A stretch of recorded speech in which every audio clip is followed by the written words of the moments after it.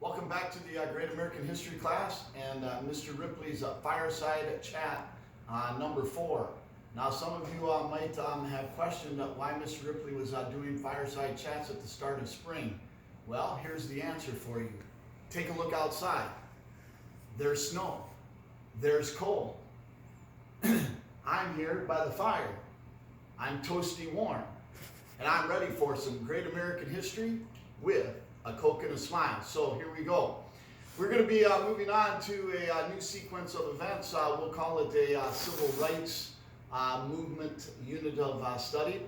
And generally, as you know, we take American history events as they happen in history. But in this particular case, we're going to be taking a look at two very important Supreme Court cases that are more than 50 years apart. So we're going to be doing those at the same time, because in history they are interconnected and ultimately need to be taken a look at the same time. So the first Supreme Court case is going to be Plessy versus Ferguson of 1896, and the second Supreme Court case is going to be Brown versus the Board of Education.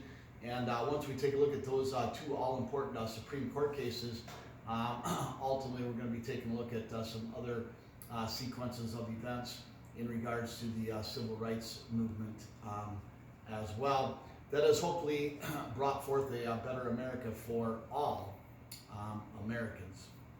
All right, so the first thing that you're going to need to take a look at is going to be the 14th Amendment. The 14th Amendment is one of those three amendments that Mr. Ripley referred to as the Civil War amendments when we went through the Civil War.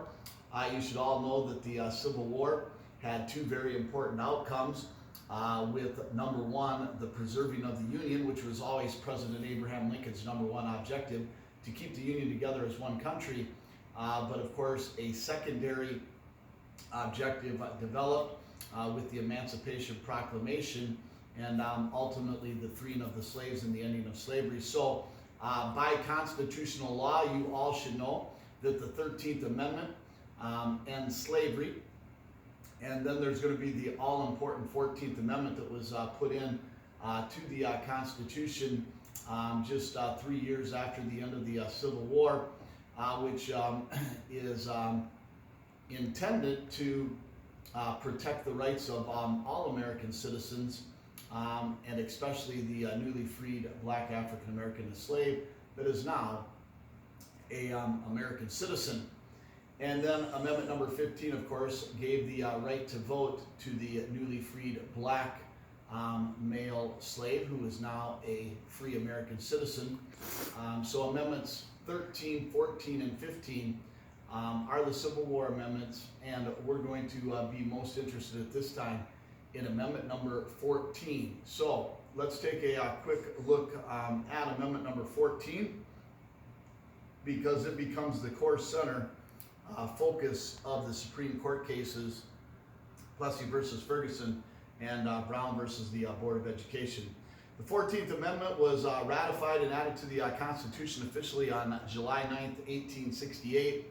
There are 5 sections to it, but we're most interested in the first section, and in particular the second sentence of the first section. So let's read section number 1 that becomes very important here. All persons born or naturalized in the United States and subject to the jurisdiction thereof are citizens of the United States and of the state wherein they reside. Now that means that in America we have what is considered to be automatic birthright citizenship. If you are born in America, on American soil, on American land, you are an automatic American citizen. So that would be an entire topic of discussion for another day, but it has become increasingly controversial over the last several years with Amendment number 14 and automatic birthright citizenship. So we want to be most concentrated here on this next section, which reads, No state shall make or enforce any law which shall abridge. To abridge means to limit or to restrict the privileges or immunities. Simply put, privileges or immunities are rights of citizens of the United States. Nor shall any state deprive any person of life, liberty, or property without due process of law, nor deny to any person within its jurisdiction the equal protection of the laws. So that is the section of Amendment number 14 that is going to be the core center focus of the two Supreme Court cases that become very important at this time, Plessy versus Ferguson, Brown versus the Board of Education. Again, no state shall make or enforce any law which shall abridge, limit, or restrict the privileges or immunities, rights of citizens of the United States, nor shall any state deprive any person of life, liberty, or property without due process of law, nor deny to any person within its jurisdiction the equal protection of the laws. 14th Amendment. So, as we begin to take a look at Plessy versus Ferguson and Brown versus the Board of Education, what we have following the Civil War is predominantly in the South, shortly after the Civil War, what became known as Jim Crow laws would develop. And Jim Crow laws would be laws that discriminated and segregated the newly freed black slave that is now an American citizen, and basically segregated. To segregate means to separate, and basically separated them by law from American public society in regards to what was predominantly a white established society. So Plessy versus Ferguson is going to attempt to go at those words of the 14th Amendment, that no state shall make or enforce any law which shall abridge the privileges or immunities of citizens of the United States. And we will all have due process of law. So, who is Homer Plessy? There is Homer Plessy, and Homer Plessy lived in New Orleans, Louisiana. And ultimately in New Orleans, Louisiana, he was part of a Citizen Action Committee group. And he would challenge a Louisiana state law, which was known as the separate rail car law, where black citizens of Louisiana could not ride in the same rail cars as white citizens. And ultimately, if you take a close look at Homer Plessy, you'll notice that he appears to be a white person and not a black person.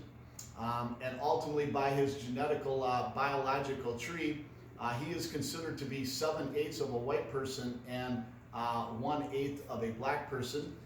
He had a great-grandmother that was black and from Africa. So ultimately, Homer Plessy is actually going to be hand-chosen. The event is staged, and he's going to refuse to go from the, he's going to sit in the all-white rail car of a rail line in New Orleans, and he's going to refuse to give up his seat to go to the all-black rail car, and he's going to be arrested. So it's going to have many similarities to the Rosa Parks situation that's going to occur 50 some years later in Montgomery, Alabama. So ultimately, Homer Plessy is going to be arrested, and he is going to have a day in court. And the reason it's called Plessy versus Ferguson is because the initial judge that hears Homer Plessy's case is Judge Ferguson. And Judge Ferguson is going to rule Homer Plessy to be guilty of violating the Louisiana separate rail car law, and ultimately his punishment is going to be a $25 fine or 20 days in jail. Homer Plessy with the New Orleans, Louisiana Action Committee is going to challenge the ruling of Judge Ferguson, and ultimately their challenge is going to be on the 14th Amendment. that no state shall make a law that's going to abridge the rights of an American citizen and without giving them due process of law. So Homer Plessy challenges the ruling with the Political Action Committee, and ultimately the case goes to the Louisiana State Supreme Court. Louisiana State Supreme Court is going to agree with Judge Ferguson that Plessy was guilty of violating the Louisiana separate rail car law. The case is then going to be challenged all the way up to the United States Supreme Court, and the United States Supreme Court will hear the case. And in that case, it's going to be an 8-1 ruling that Plessy again was guilty of violating the Louisiana separate rail car law. And what the Plessy versus Ferguson case does is it upholds the Louisiana state laws, and basically upholds that Jim Crow laws are legal and okay to have in America. So the Plessy versus Ferguson case, the reason it's so important is the Supreme Court gives the legal approval that it is all right to have Jim Crow segregation discrimination laws in America that predominated particularly in the South. So that is a quick recap of Plessy versus Ferguson, and this is Homer Plessy. The case was 1896. Then you are going to move to Brown versus the Board of Education, Topeka, Kansas. The case will go all the way to the United States Supreme Court in 1954. On the left here we have a person by the name of Oliver Brown. Mr. Brown was a reverend minister, and this was his daughter right here, one of his daughters, Linda Brown. And she was about 7 or 8 years old. She was going to be enrolled into the 3rd grade. And the Browns lived in predominantly an all-white neighborhood in Topeka, Kansas. And there was a nearby all-white school just a few blocks from their home. The Browns had Linda currently enrolled in an all-black school, which was a mile or two across the city of Topeka, Kansas. So in 1950, Oliver Brown attempted to enroll Linda Brown in the all-white elementary school that was just a few blocks from their home. In Kansas, they had a limited public school segregation law. The secondary schools, the middle school, the junior high, the high school, that was desegregated or integrated, where black students went to school with white students. But in the elementary schools, like Linda Brown's 3rd grade, the public school educational system in Kansas was restricted by segregation, where black students could not go to school with white students. So the Browns were denied entrance. The Browns were denied entrance into the elementary school, the white elementary school, and ultimately they challenged that decision in the court of law.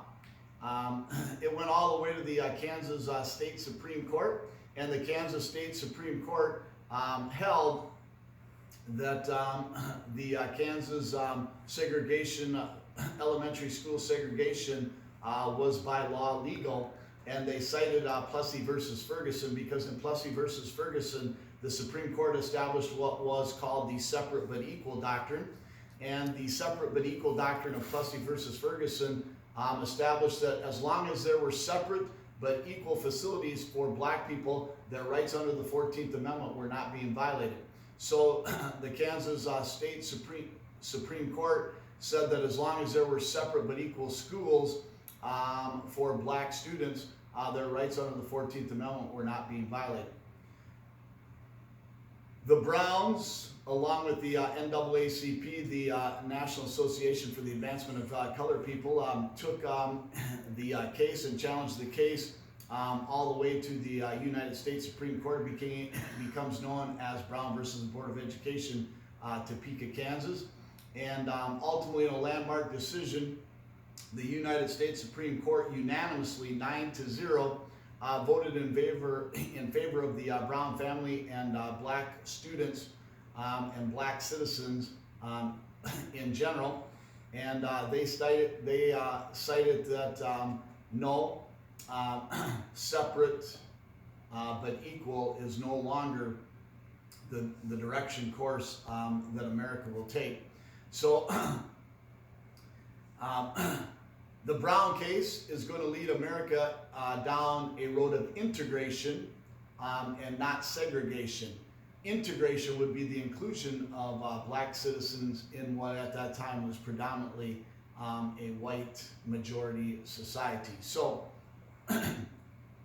two Supreme Court cases lead America down two different paths in regards to segregation. Plessy versus Ferguson establishes the separate but equal doctrine and upholds that segregation is okay by law in America. And 50 plus years later, Brown versus the Board of Education is going to overturn that separate but equal doctrine and say, no, it's not okay to have segregation by law in America, and it's going to lead America down a road of integration and not segregation, and it's going to lead to what becomes a major civil rights movement shortly thereafter. So that is a quick look at Plessy versus Ferguson, Brown versus the Board of Education. Also included in this unit of study, we'll take a quick look at this person on the big board right here. This is Major League Baseball player Jackie Robinson. You can see his number 42. You might have seen the movie 42. And ultimately, Jackie Robinson was much more than a baseball player. He's going to become the first black player, though, in Major League Baseball. His first game is going to be on April the 15th of 1947, playing for the Brooklyn Dodgers.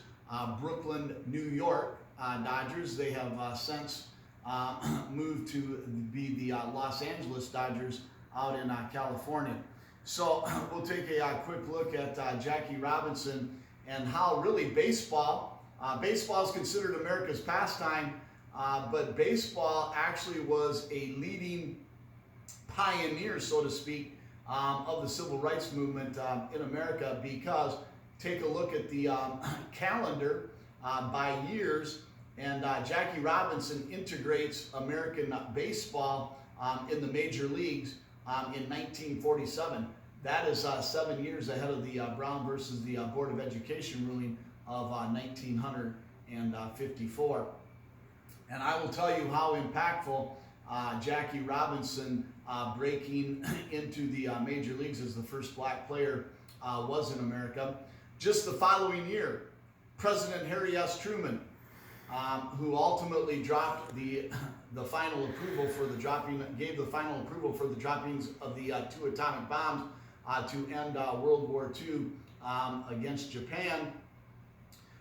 In 1948, just the following year, after Jackie Robinson became the first black player in Major League Baseball, Harry S. Truman gave the executive order to integrate the United States American military, because up until this point, black military personnel, soldiers, could not fight in all white American military units, and that went all the way through World War II. But in 1948, the American military became integrated for the first time with the presidential order of Harry S. Truman. Jackie Robinson, much more than a baseball player, incredible man, and leading advocate for American civil rights. And then another person that you may have heard of is the person on the screen at this time. And this, of course, is none other than Rosa Parks. And just the following year, after the Brown versus the Board of Education ruling of 1954, on December the 1st, 1955, Rosa Parks is going to refuse to give up her bus seat in Montgomery, Alabama. She is going to be arrested for all things disturbing the peace, and ultimately her event really sparks off what becomes the major civil rights movement in America. So we'll be taking a look at that incredible sequence of events. And if you're taking a look at the big board here, in the background you're going to see Dr. Martin Luther King Jr. And Dr. Martin Luther King Jr. actually takes his first big step to becoming the American civil rights movement icon that he becomes with the events of Rosa Parks, as he is going to step into a leading role in Montgomery, Alabama during the Rosa Parks sequence of events. And then on the board there's a close-up look at the Dr. Martin Luther King Jr., who does become the leading American civil rights movement icon leader. Unfortunately, of course, he will be assassinated in Memphis, Tennessee in 1968. But through the late 1950s and early into the 1960s, again until his unfortunate assassination, Dr. Martin Luther King Jr. becomes America's leading civil rights movement activist. And again, his first big step to that role is in the sequence of events with Rosa Parks. We'll be taking a look at, of course, his famous speech, the I Have a Dream speech, as well. So I would highly suggest that you watch Mr. Ripley's videos that will be forthcoming in regards to these events. And I hope that you all had a great Easter weekend and get out and enjoy the snow. And as always, have a Coke and a smile. It's a great day to be an American.